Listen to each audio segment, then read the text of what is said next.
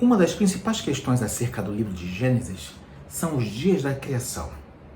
São dias literais ou são dias simbólicos? Levaram-se 6 dias de 24 horas ou levaram bilhões de anos? Quais são as principais linhas de interpretação acerca dessa questão tão misteriosa? É o que nós vamos conversar hoje.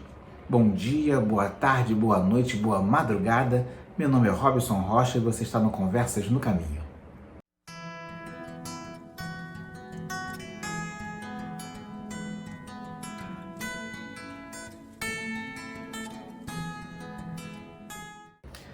Como já vimos em vídeos anteriores, a Bíblia ela é a palavra de Deus, a revelação de Deus aos homens. Nela conhecemos a criação, a queda e o plano de redenção que Deus desenvolveu por meio de Jesus Cristo para a salvação dos homens. Porém, existe uma outra revelação que é a própria natureza. A criação revela Deus em sua plenitude, em seu poder, e isso a própria Bíblia afirma. Então nós temos duas revelações distintas. Uma que revela o poder de Deus, que é a criação, e outra que revela não apenas o seu poder, como o seu caráter e a sua santidade, que é a Bíblia. Durante muitos e muitos anos, a Bíblia foi utilizada nos meios cristãos e também no judaísmo para interpretar a criação, a natureza. Acreditava-se que a natureza surgiu conforme descrito nos primeiros capítulos de Gênesis. Porém, nos últimos anos, diria nos últimos séculos, a ciência avançou em diversas áreas apontando para uma criação bem mais antiga. Seja na geologia, na biologia, na astronomia, na genética e em diversas outras áreas do conhecimento humano, apontam para uma natureza muito mais antiga do que é preconizado por aqueles que defendem uma criação literal como o texto bíblico, que apontaria para cerca de 6.000 anos atrás. Para a ciência, o universo teria 14 bilhões de anos, a Terra entre 4,5 bilhões de anos. Então, a Terra seria muito mais antiga do que aqueles que acreditam no texto literal, uma interpretação literal do texto de Gênesis. Como conciliar essas duas informações distintas? Como conciliar o que está escrito na revelação bíblica com o que pode ser observado na revelação natural?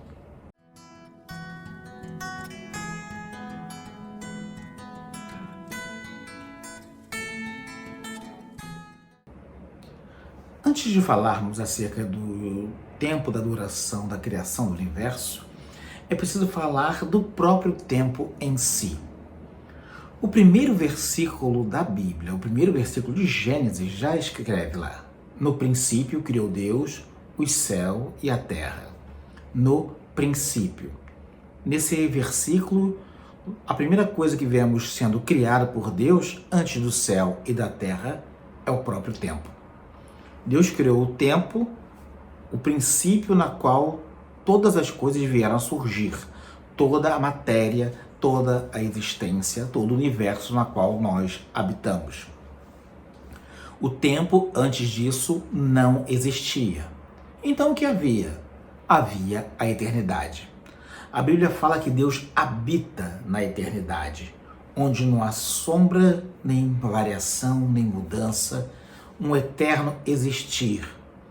Lembremos que Deus se apresentou a Moisés como eu sou, ou eu serei o que eu serei.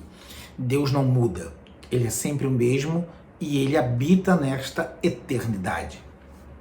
O tempo, portanto, foi criado com o universo. Então, segundo o livro de Gênesis, houve um momento inicial onde as coisas passaram a existir e a partir deste momento o tempo passa a ser contado. A grande questão é saber quando isso aconteceu. Mas antes de entrarmos nisso, é importante conversarmos que No passado, na filosofia grega e durante muito tempo na ciência, acreditava-se que o universo não tinha um começo. Acreditava-se que ele era eterno. Ou seja, o tempo para o universo também não existiria. O universo sempre esteve aí. Porém, em 1948, surgiu uma teoria que sacudiu o mundo científico, a teoria do Big Bang. Nessa data, o cientista ucraniano Gamov e seu colega Alfer publicaram a sua teoria de que o universo sim teve um início. A base que deu força ao seu argumento foram os estudos do astrônomo Hubble, que com seu telescópio percebeu que as galáxias estavam se afastando da Via Láctea a uma distância cada vez maior, numa velocidade linear em diversas direções. Gamow chegou à conclusão de que, se fizermos uma conta reversa, vamos chegar a um momento onde todas elas estavam juntas no mesmo ponto. Se elas estão se afastando de uma forma equidistante, se fizermos o caminho contrário, vamos chegar a um ponto inicial, onde estavam todas juntas. Esse ponto inicial foi o Big Bang, a origem do universo. Um momento onde havia uma massa de energia tão concentrada, tão poderosa, que quando ela se explodiu, ela deu origem a todo o universo conhecido, dando origem a estrelas, planetas, meteoros, meteoritos, buraco negro. Tudo que há no universo surgiu dessa explosão e dessa expansão, porque o universo está se expandindo. Então eles fizeram uma conta linear reversa para chegar a esse momento. E essa descoberta ou essa teoria do Big Bang conseguiu a proeza de, primeiro, se popularizar muito rapidamente e, segundo, de desagradar tanto a cientistas quanto a religiosos. Como ela conseguiu isso? É simples. Para os cientistas, a ideia de que o universo teve um começo é desconfortável porque se aproxima do texto bíblico e eles procuram se manter distantes do ambiente religioso.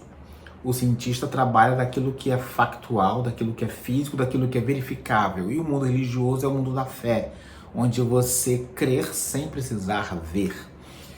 Então são ambientes distintos e muitas vezes ambientes de estranhamento um com o outro. Desde que a Igreja Católica perseguiu Galileu Galilei, cientistas se mantêm a uma certa distância do mundo religioso. Compreensível, né? Por outro lado, os religiosos também não gostaram tanto assim do Big Bang, porque embora ele confirma que o universo teve uma origem no tempo e no espaço, como a Bíblia fala, por outro lado, ele recua muito no tempo isso.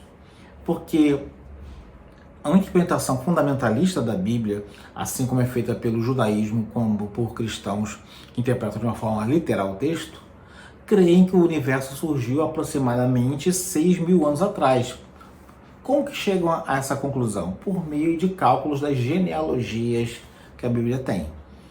Só que os estudos dos cientistas mostraram que a origem do universo, pelos cálculos que eles fizeram, teria sido há cerca de 14 bilhões de anos. A diferença de tempo é muito grande. Com isso, nós temos 3 linhas diferentes de interpretação de Gênesis. A primeira, a hipótese da criação da Terra nova. 2, a criação da Terra antiga. E 3, o evolucionismo teísta. É o que nós vamos estudar a partir de agora.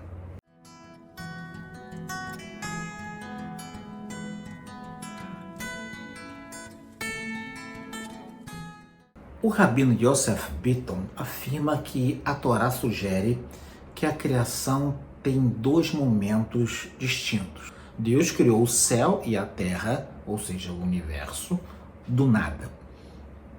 Porém, daí em diante, nós vemos outros verbos sendo usados. Como, por exemplo, quando Deus fala, produza a água animais como répteis e peixes, aí o verbo é aciar, que tem esse significado de produzir a partir de alguma coisa pré-existente.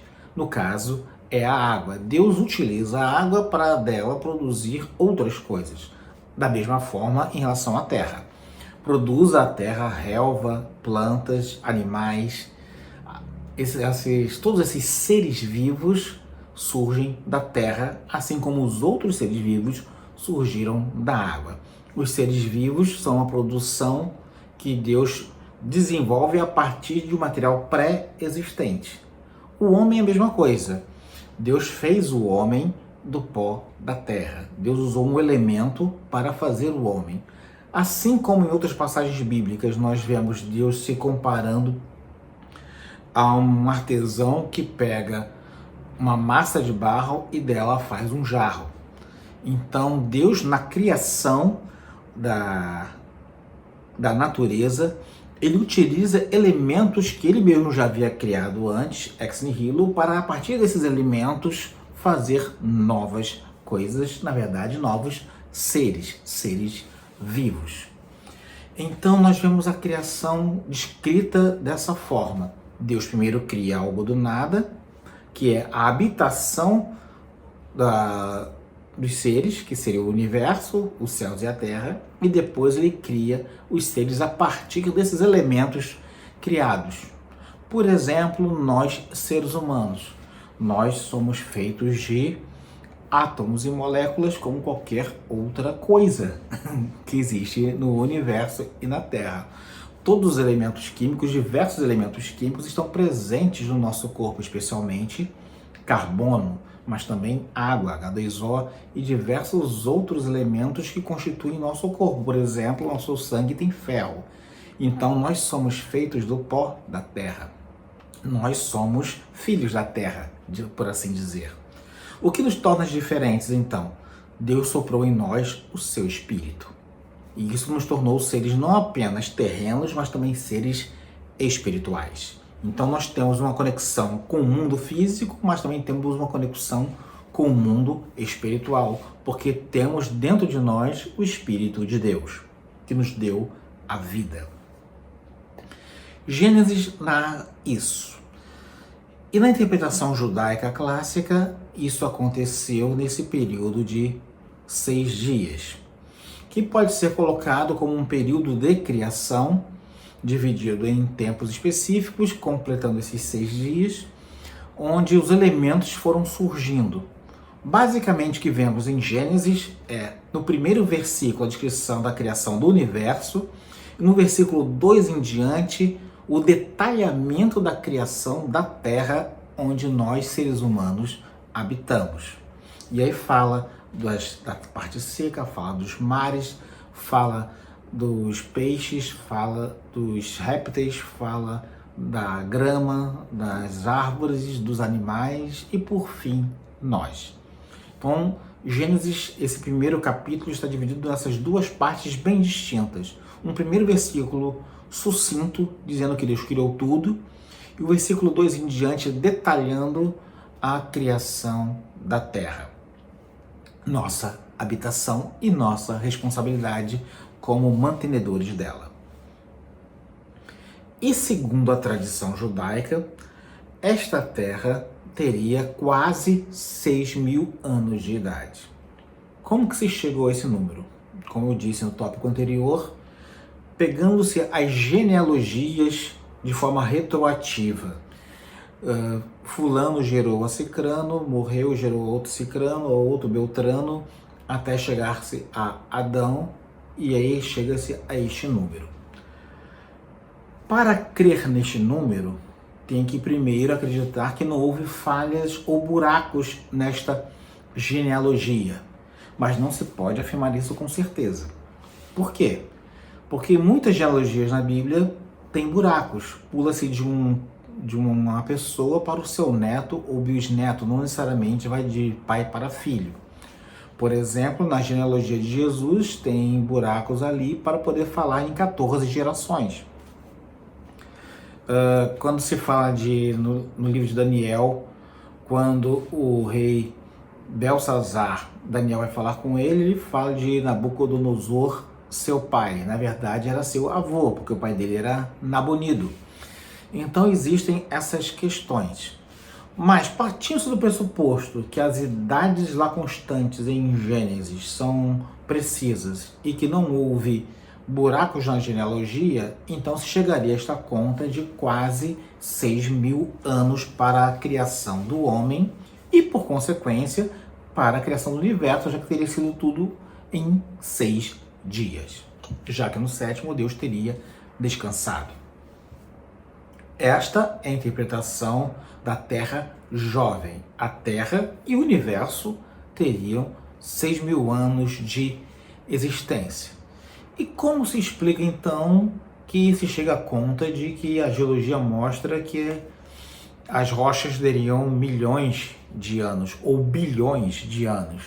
Como se explica que a biologia mostraria que espécies existem aí há milhões de anos, porque são encontrados fósseis nessas mesmas rochas?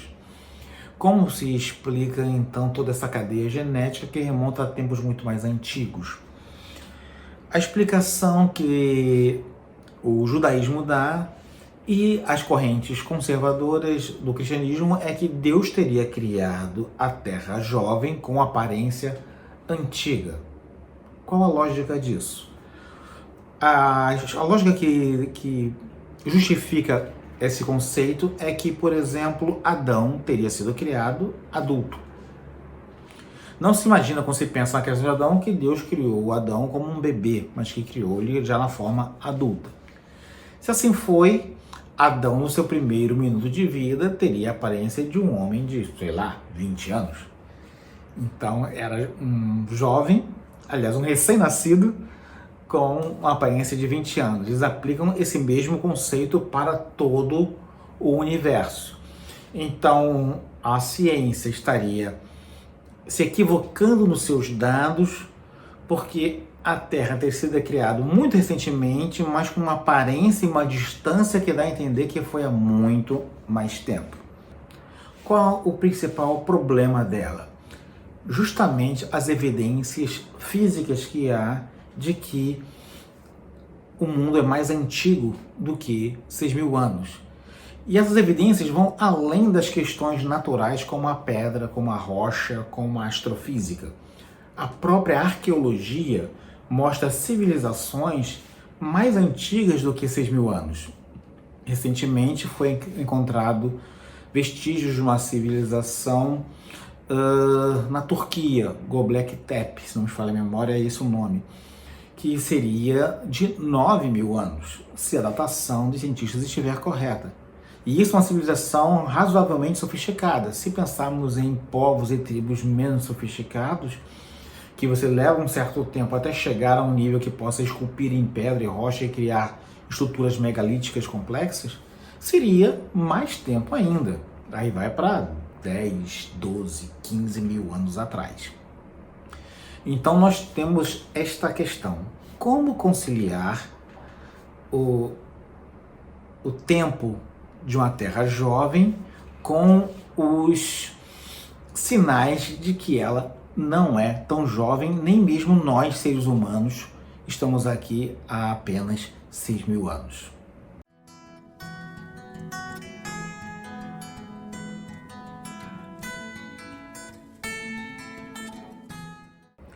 A segunda hipótese é a hipótese da criação da Terra antiga, a criação progressiva.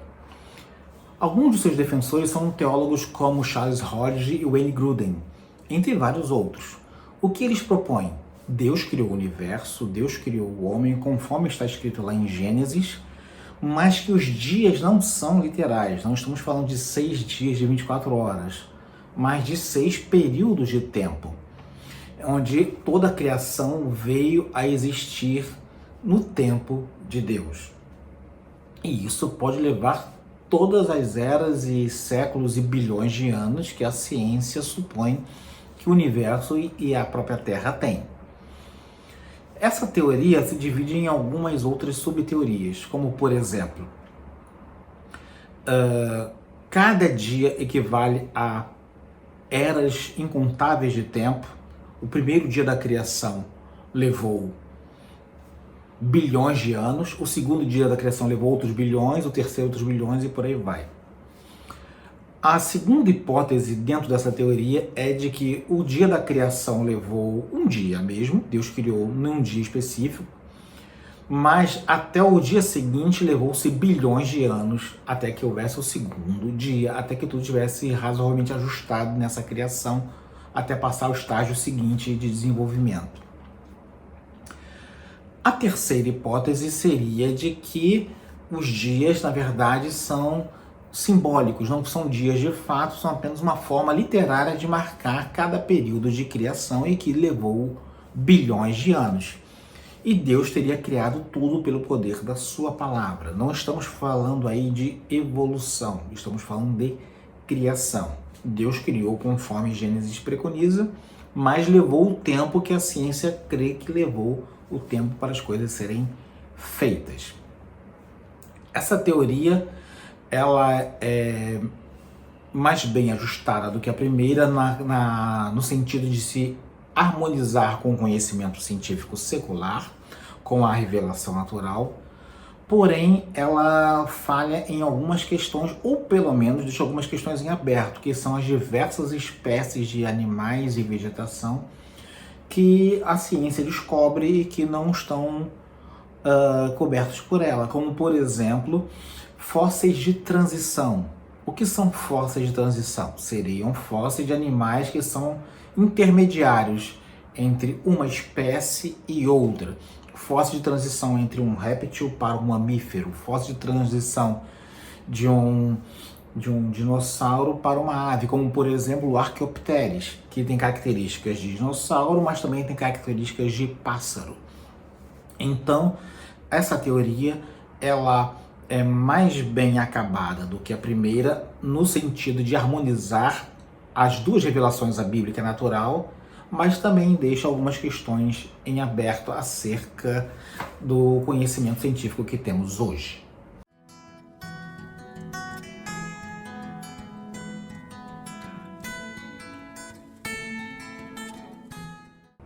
A terceira hipótese é do evolucionismo teísta. O que seria isso? O cristão que crê nesta hipótese, ele não coloca em xeque o conhecimento científico, as descobertas científicas e tampouco as conclusões que a ciência chega a partir destas descobertas. Então esse cristão, ele crê que o universo foi criado há bilhões de anos, assim como a Terra também foi há bilhões de anos, e que a vida surgiu por um longo processo evolutivo. A diferença é que ele crê que tudo isso aconteceu pela vontade diretiva de Deus. Deus fez a criação por meio deste longo processo e a evolução faria parte deste processo. Então ele não crê numa evolução darwiniana baseada no acaso. Ele crê numa evolução direcionada por Deus para que a vida chegasse ao formato que ele queria que chegasse no tempo que ele terminou. Então, o cristão evolucionista teísta, ele acredita que a evolução ela é o método que Deus usou para fazer a vida chegar ao formato que nós conhecemos hoje. Para ele, a Bíblia diz quem criou e a ciência diz como criou. São conhecimentos que se somam. Em si, tranquilo. Porém, há problemas com esta linha também. Que problema é esse? Embora ele se harmonize muito bem com o conhecimento científico, ele gera diferenças em relação à revelação bíblica. O oposto das outras duas teorias, que para se encaixar com o texto bíblico geram problemas com o conhecimento científico. Qual o problema que ela gera? Na Bíblia, segundo a teologia clássica, nós vemos, especialmente por meio de Agostinho, nós vemos que o pecado original se originou no Éden. Para ele se originar no Éden, é necessário que exista um jardim do Éden. É necessário que exista um Adão e Eva real, uma serpente real e um fruto do bem e do mal real. Mas a terceira teoria, que é do evolucionismo teísta, Nada disso é real, tudo isso é figurativo. O texto de Gênesis seria uma linguagem simbólica na qual Deus se revela como Criador a pessoas que não tinham conhecimento científico naquela época para poder entender o que hoje entendemos, segundo os adeptos dessa linha. E aí, como é que fica a questão do pecado original? Esta é uma questão em aberto. Os livros que eu vi a respeito sobre esse assunto não vi abordarem essa questão de como resolvem essa questão que é puramente teológica, mas profundamente importante para o cristianismo. Porque o cristianismo ocidental, tanto católico quanto protestante, se baseia muito na doutrina agostiniana do pecado original. Talvez valha a pena estudarmos alguma coisa acerca da teologia ortodoxa grega, onde não tem o pensamento de Agostinho. E, em tese, não deve ter a doutrina do pecado original. Tem que se ver como que é tratada essa questão na teologia cristã ortodoxa, mas a maioria de nós aqui no Brasil somos católicos ou somos evangélicos, então nós seguimos a linha de Agostinho. E essa hipótese do evolucionismo teísta deixa essa importante questão em aberto.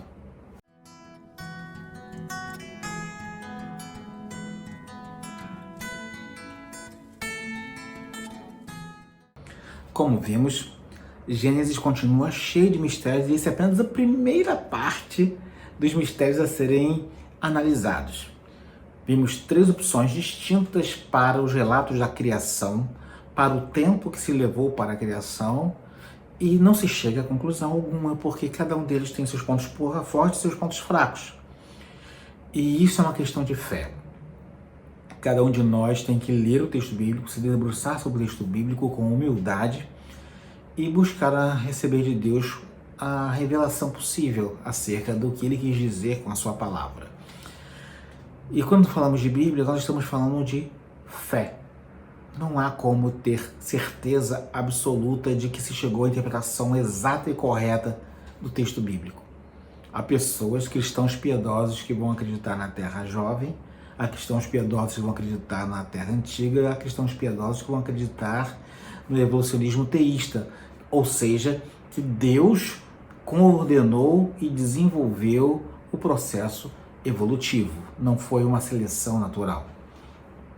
Cada um deles tem seus pontos fortes e pontos fracos. O importante é termos a consciência de que Deus criou o céu e a terra. Deus fez tudo conforme o poder da sua palavra e fez a nós, seres humanos, e nos dotou do seu Espírito. E por meio do seu Espírito nós podemos nos conectar com Ele. Sabemos que Ele existe e podemos buscá-lo em oração e adorá-lo. Podemos olhar para a natureza, para a revelação natural e glorificar o nome de Deus por tudo que Ele criou. Tudo quanto tem fôlego, louve ao Senhor. Fiquem com Deus e até uma próxima caminhada.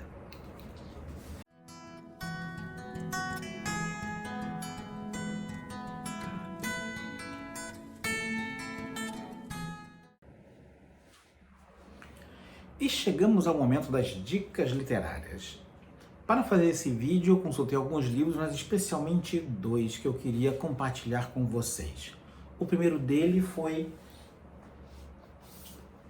Decifrando a Criação, do rabino Yosef Bitton, que eu citei no texto.